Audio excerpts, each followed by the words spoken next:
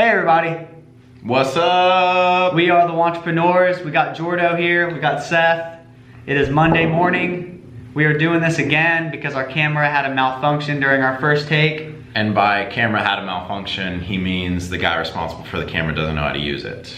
We're still learning. Learn as you go. Hashtag learn as you go. You can use that.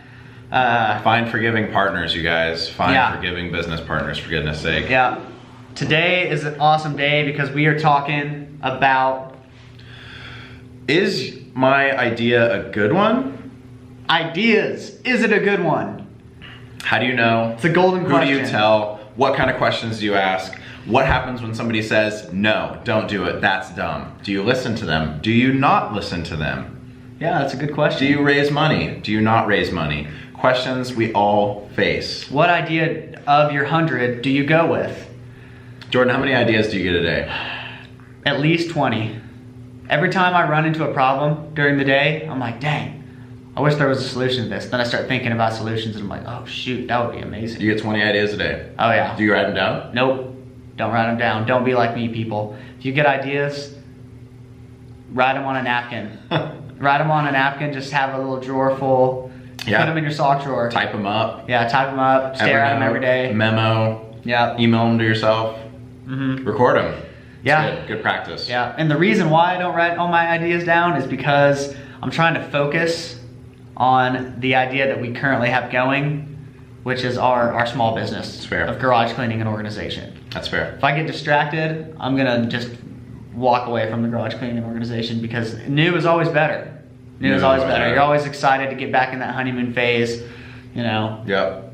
So. New cars, new clothes. Yep. New girlfriends, new wives. Yep. New kids, new house.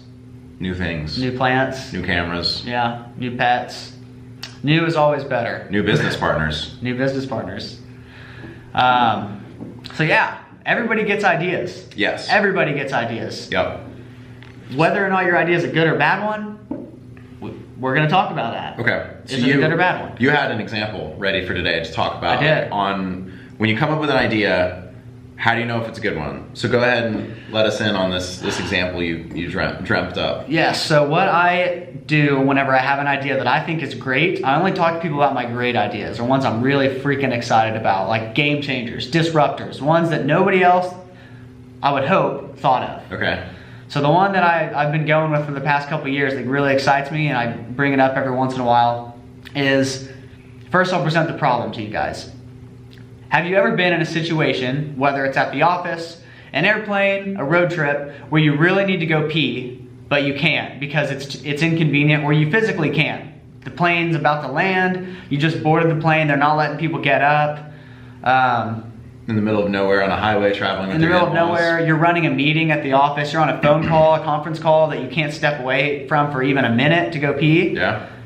That's a problem. That's a real problem. It is a problem. If you're a teacher, my wife's a teacher, there's a thing called teacher bladder where you get used to literally holding your pee all day long. Ooh, I got one. Yeah. Sorry to interrupt you. No, go for it. I was at Tulsa Oktoberfest this weekend.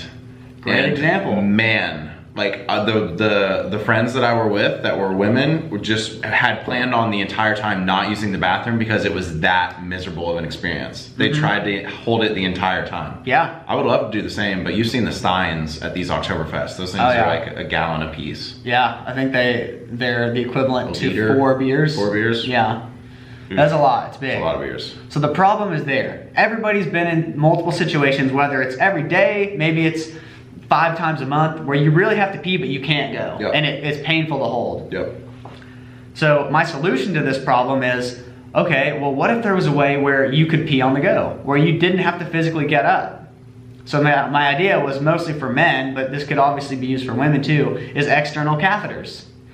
So you wear an external catheter that's attached to a little tube that runs down your leg, and it fills into a bag that wraps around your calf. This bag's maybe a quart. I don't know, maybe it's 25 fluid ounces, but it goes around the circumference of your calf. So when it fills, it's not just a giant bulge, it's dispersed. So it just looks normal. So imagine sitting on an airplane and really needing to go pee, but you're in the window seat, and you don't want to get up because first of all, the bathroom always stinks. You've seen the guy that went and took a poop and you know it smells bad, the whole plane smells bad. You don't want to go in there. You hate, you have a fear of airplanes, so you just want to pee now. You're wearing the pee on the go or the external catheter, you just close your eyes and you start going. Nobody knows about it. You feel the warm urine running down your leg and filling the bag around your calf. Yes, it sounds weird, but that is a solution to the problem that you can't always pee when you need to. Yeah. You're on a road trip. You're peeing while you drive. You're literally peeing while you drive. Now you're probably asking yourself, what do I do with the pee? It's just sitting on my leg? Yes, it's sitting on your leg. Imagine you're hiking Everest. Instead of peeing in the freezing cold and being exposed to frostbite, you have all this warm urine in your body that you could use to keep yourself warm. So you're peeing, and your urine fills around your leg, your calf muscle, and now it's keeping your right leg warm or your left leg, depending on which side you wear the bag on. Okay. Yeah. When you do need to empty it, there's just a little twist cap, just like the ones you put air in through your tire. Just a little twist cap. You just hike your leg up on a toilet, you unscrew that cap, and it all flows out, just like emptying a bag. I haven't thought as far as like, how do you clean these things? There's got to be an easy solution. Maybe just run soap through it. I don't know. These aren't for everyday use, but these are situational. I'm traveling. I'm going on a road trip. I'm a teacher. Yeah. It's a crazy idea. It's a crazy idea, but you know what? It solves a huge problem, and I am excited about this idea. Yeah. So the idea, like you just said yourself, it's the problem.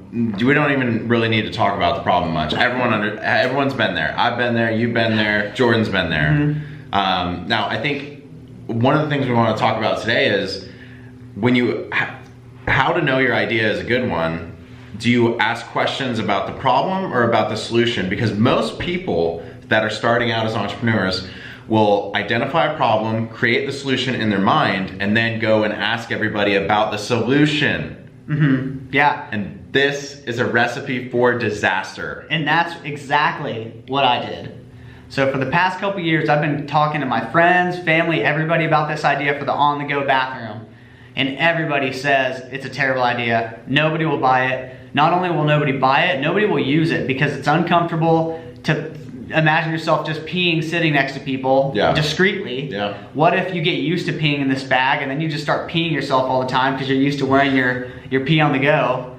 What if while you're peeing the tube snaps off during a meeting? There's a lot of things that can go wrong. A lot of potential problems. There are a lot of problems, and it's really easy to identify those whenever you're not the one with the idea in your head. Yeah. And so all of this negative feedback, it does, my idea balloon or my excitement's this big, and every time somebody gives me negative feedback, I start to believe that it's not a good idea anymore. Yep. The same thing happened to me. I was making breakfast a week ago, and then all of a sudden, just hit me. I had the greatest idea I've ever had. I was just like, oh my gosh, if I built this, I already know the market, I know it would serve people, it would serve me, I would be the first customer, people would love this. And so I got really excited about it. I typed out like an 8-10 sentence pitch about the solution. Sent it to 6 people. Everybody said it sucked. The problem was I was like vibrating on such a frequency about this idea, and I was so excited about it that even if somebody was excited about it too, it would still bring me down, because when it's in your head and when you get used to thinking like a problem solver or like an entrepreneur, it's so difficult to find other people that will resonate with you on that same level that, like what you said, it's discouraging. Yeah. Even if you get positive feedback, it's always like cautiously positive feedback. Yeah. No one's gonna be like, oh my gosh, that's the best idea ever. Yeah. Even these big billion-dollar companies, Airbnb, Uber, no one gave that kind of a positive feedback, Yeah, I mean, you can't. How can you tell you grow up, okay, we're millennials, you grow up, your parents are telling you, it doesn't matter if you're a millennial, anybody, you grow up, your parents tell you, don't get in a car with strangers. Don't go into a stranger's house. Now it's completely normal to get in a stranger's car. You just get in with them. They're regular people. Jump in. They're just regular people. People have been doing taxis for a long time, but they got a government issued license thing that certified them to drive a taxi. These are just normal people with a normal car that applied to a company, did a background check, and they're like, yeah, you're good. Yeah. Start driving people around. They could be carrying a gun, they could be kidnapping people. True. But you know what? People do it every day. Yep. And I bet you the Uber and the Airbnb people, Everybody that they went to with the solution said you're crazy. Nobody's gonna get in regular cars with regular people. Yeah. And pay money. At least the vast majority of people said you're crazy. Yeah. There might have been 1 or 2 people that said, I could see this working, and if it does work, it'll make my investment a 1,000 times return. And those people, you're rarely gonna get people that can see your vision. Yeah. Or your solution. So that's something I know you and I have both learned the hard way. Yeah. So what we're saying here is, instead of us going and telling people about the solution that we discovered, like the pee on the go bag or whatever it is that's talking about, we should have first allowed them to relate to the problem that we ourselves have identified. Yeah. Make sure that the problem exists is what we found out. You talk to people about the problem. Don't bring up your solution. No one's gonna understand it. No one's gonna get it, and it's not their job to. It's not their job to think like an entrepreneur. That's a path you chose. They're consumers. Not them. They're consumers. They're trained to look for problems in things. Yeah, if you talk to them about your solution, they're immediately, and I'm the same way, when somebody pitches an idea to me, I automatically, human nature, start picking it apart. I start poking holes in it because that's the way that I think, even as an entrepreneur, I think that way because that's how you come to a solution. You identify the problems. True. You know, so they're gonna poke holes in your little air excitement balloon, and after a few years of doing this, you're not gonna have any air left to float that idea.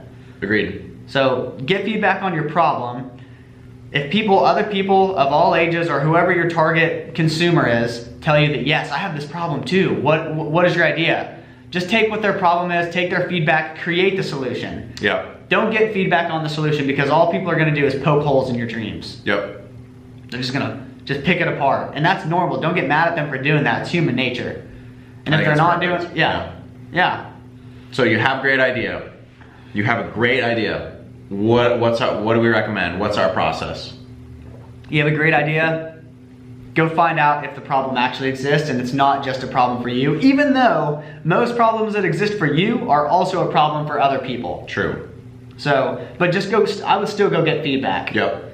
Go ask people, make sure that the specific things, not even just the problem, but like get granular. Understand what is it exactly about the problem that they're experiencing, you know? And then make sure your solution is gonna solve at least 1 or 2 or hopefully multiple or hopefully all pieces of the problem. Because the problem's never just as simple as like what we talked about with the bathroom thing at Oktoberfest.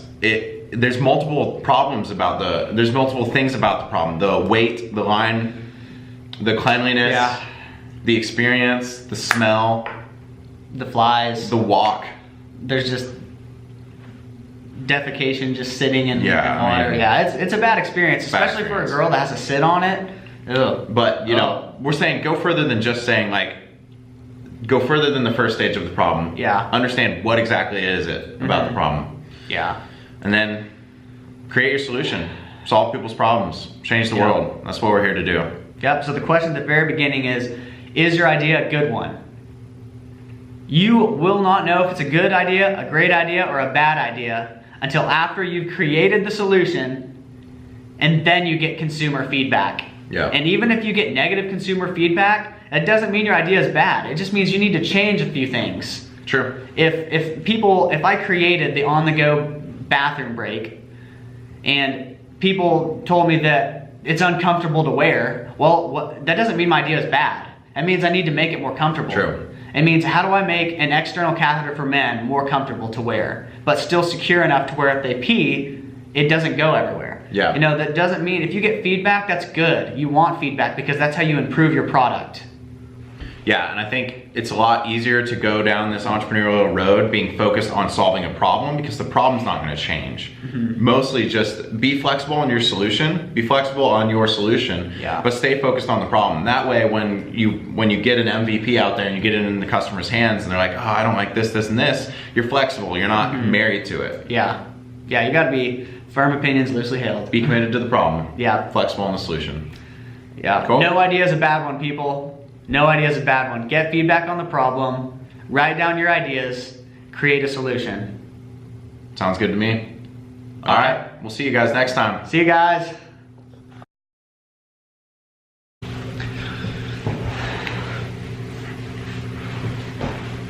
Did you get a haircut? A little bit. Did you do it yourself? Mm. Nice. I was about to say, you're cheating on me, man. No.